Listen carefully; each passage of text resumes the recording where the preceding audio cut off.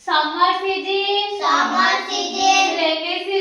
rainy season, autumn season, spring season, dew season, winter season. केतोटा ऋतु होला आमे 12 मासरे ताले केतोटी ऋतु अनुभव करूचे 6टी ऋतु अनुभव करूचे कहिला देखि एटा को सीजन रेनी सीजन एटा को सीजन ऑटम सीजन एटा विंटर सीजन एटा समर सीजन खरा दिन बा तो आमे जानिला जी कोन हमर 12 मासरे आमे केतोटा ऋतु अनुभव करूचे 6टी ऋतु